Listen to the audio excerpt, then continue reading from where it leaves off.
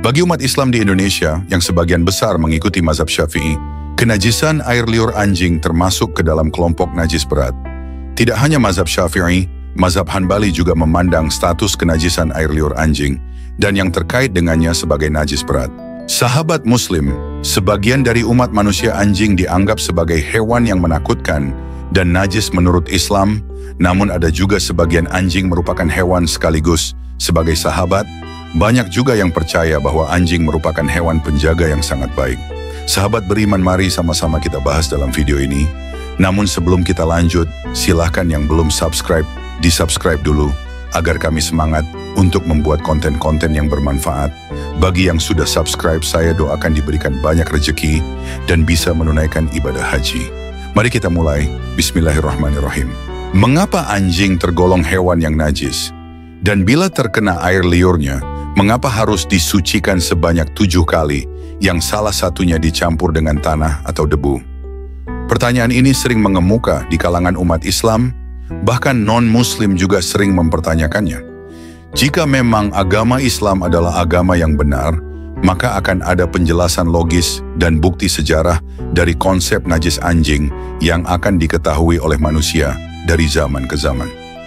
Bagi umat Islam di Indonesia yang sebagian besar mengikuti mazhab Syafi'i, kenajisan air liur anjing termasuk ke dalam kelompok najis berat. Tidak hanya mazhab Syafi'i, mazhab Hanbali juga memandang status kenajisan air liur anjing dan yang terkait dengannya sebagai najis berat. Pandangan yang berbeda tentang status najis anjing disampaikan oleh mazhab Maliki dan Hanafi. Namun kedua mazhab tersebut tetap mensyariatkan untuk membasuh air liur anjing 7 kali dan salah satunya dengan dicampur tanah. Bahkan dalam kitab Bidayatul Mujtahid, salah satu pandangan dari ulama mazhab Maliki mengungkapkan alasan logis, yaitu kemungkinan adanya racun di air liur anjing, sehingga harus dibasuh 7 kali sebagai kaidah pengobatan. Para ulama mazhab sebenarnya memiliki pandangan yang sangat jauh melintasi zaman kehidupannya. Mereka yakin bahwa kelak pendapat-pendapat dalam mazhabnya akan semakin terkuak kebenarannya. Meskipun ada perbedaan, banyak sekali hikmah yang dapat diperoleh sehingga memberikan solusi atas permasalahan yang dihadapi oleh kaum muslimin. Hikmah ini terbukti dengan pembahasan status air liur anjing yang semuanya bermuara pada kebenaran ajaran Islam. Sekadar contoh, status kenajisan anjing dalam mazhab Syafi'i dan Hanbali ternyata dikuatkan oleh sains modern. Sebagai landasan ilmiah, sebuah syarah kitab dari mazhab Hanbali memaparkan alasan logis kenajisan anjing tersebut. Kitab itu berjudul Ihkamul Ahkam, Syarah Umdatul Ahkam yang ditahqiq oleh Ahmad Muhammad Syakir. Kitab Umdatul Ahkam ditulis oleh ulama dari mazhab Hanbali yang bernama Abdul Ghani Al-Maqdisi. Syarahnya yang berjudul Ihkamul Ahkam ditulis oleh Ibnu Daqiq Al-Id. Dalam kitab yang ditahqiq oleh Ahmad Muhammad Syakir, ternyata ada catatan kaki yang menjelaskan landasan ilmiah kenajisan anjing dari sisi kesehatan. Hadis Rasulullah Shallallahu Alaihi Wasallam dari Abu Hurairah yang dijelaskan dalam kitab tersebut berbunyi, "Idza syaribal kalbu fi ina'i ahadikum falyaghsilhu sab'an wali Muslim ulahunna biturab." Artinya, apabila anjing minum dari wadah salah seorang di antaramu, maka basuhlah 7 kali. Dalam riwayat Muslim, yang pertama dengan debu. Hadits di atas sangat jelas menyatakan bahwa perkakas atau bejana yang disentuh atau dijilat oleh anjing dianggap najis dan kandungan di dalamnya juga menjadi najis sehingga harus dibuang. Lebih lanjut dikatakan bahwa perkakas itu harus dicuci 7 kali dengan air yang salah satunya dicampur dengan debu atau tanah. Mengapa peralatan itu harus dicuci 7 kali? Dan apa hikmah di balik pencucian dengan debu atau tanah? Catatan kaki kitab tersebut menjelaskan berdasarkan tinjauan sains modern sebagai berikut. Harus jelas bahwa hanya untuk membersihkan sesuatu dari najis, ringan atau sedang, tidak perlu mencucinya sebanyak 7 kali. Filosofi membersihkan sesuatu selama 7 kali pada najis berat berbeda dengan penyucian sederhana pada najis lainnya.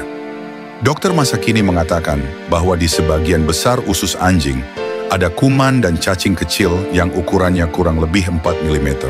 Cacing ini keluar dari usus bersamaan dengan kotoran dan menempel pada bulu di sekitar anus. Saat anjing membersihkan tempat ini dengan lidahnya, lidah itu akan kotor dengan organisme ini. Jika seekor anjing menjilati panci atau seseorang mencium anjing itu, seperti yang dilakukan wanita Eropa dan Amerika, kuman ini dipindahkan dari anjing ke panci atau ke mulut wanita itu dan kemudian ke perut. Organisme ini terus bergerak dan menembus ke dalam sel darah sehingga menyebabkan banyak penyakit mematikan bagi manusia. Karena deteksi kuman ini tidak mungkin dilakukan tanpa tes mikroskopis, syariat, hukum Islam, menyatakan air liur anjing sebagai najis dengan perintah umum, dan apapun yang tercemar air liur anjing harus dibersihkan 7 kali, yang pada suatu waktu harus dengan tanah untuk memastikan kesuciannya. Ahmad Muhammad Syakir, Ihkamul Ahkam, Syarah, Umdatul Ahkam, Kairo, Darul Kutub As-Salafiyah, 1955 M, Juz 1, halaman 74-75. Saat ini, organisme yang disebut kuman dalam air liur anjing terbukti banyak sekali. Mulai dari virus rabies hingga mikroorganisme lainnya dapat berasal dari liur anjing. Sedangkan cacing yang dimaksud dalam kutipan di atas adalah cacing pita yang bisa terbawa oleh jilatan anjing dari daerah anusnya ke daerah lain dari tubuhnya seiring kebiasaan anjing menjilati tubuhnya sendiri. Cacing pita ini dapat berpindah dan menyebar ke makhluk hidup lain di sekitar anjing itu, termasuk manusia. Infeksi cacing pita pada anjing peliharaan maupun anjing liar kerap terjadi.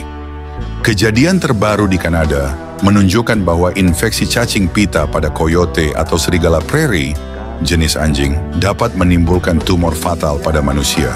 Kejadian tersebut telah menyebar di daerah Alberta sejak 2012 dan ditengarai dibawa oleh anjing ras Eropa yang masuk ke Kanada. Infeksi ini menimbulkan tumor pada hati manusia dan dapat menimbulkan kematian hingga 90%. Sejarah anjing peliharaan dan interaksinya dengan manusia diperkirakan sudah berlangsung sejak 14.000 hingga 32.000 tahun lalu. Sebuah salinan sejarah dari bangsa Sumeria kuno telah menetapkan hukum tentang akibat gigitan anjing pada tahun 1930 sebelum Masehi.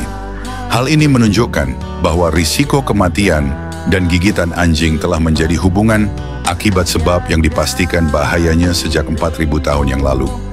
Konsep penyakit rabies juga dicetuskan oleh ahli pengobatan kuno yang bernama Galen dengan ungkapannya yang menarik. Galen mencapai simpulan bahwa hanya anjing yang menjadi inang alami rabies dan setetes air liur anjing rabies di kulit manusia dapat menyebabkan hidrofobia pada manusia. Hidrofobia merupakan kondisi takut terhadap air, padahal umat Islam sangat membutuhkan air untuk bersuci dalam rangka beribadah. Kedokteran modern membuktikan bahwa reseptor manusia memiliki kesamaan dengan anjing dalam penularan rabies. Reseptor adalah tempat perlekatan virus pada tubuh yang akan menimbulkan masuknya penyakit. Kesamaan reseptor inilah yang membuat manusia secara khusus berisiko tertular penyakit dari anjing bila berdekatan dengannya. Dengan bukti inilah relevansi ajaran Islam dengan menjauhi anjing bila tidak ada kepentingan yang syar'i memiliki titik temu. Para ahli juga mengemukakan bahwa semua anjing dapat menjadi pembawa penyakit rabies. Penelitian di Jepang bahkan menyimpulkan bahwa rabies merupakan penyakit yang tidak akan musnah selama masih ada anjing. Bukti ilmiah menunjukkan bahwa setelah dinyatakan bebas rabies selama 50 tahun, Jepang kembali kedatangan penyakit itu. Mereka menyimpulkan bahwa rabies bisa dicegah tetapi tidak akan hilang. Bahkan untuk penyakit infeksi yang lebih mematikan, seperti sepsis yang bisa menyerang manusia, para ahli bersimpulan bahwa penyakit itu dibawa oleh anjing yang sehat.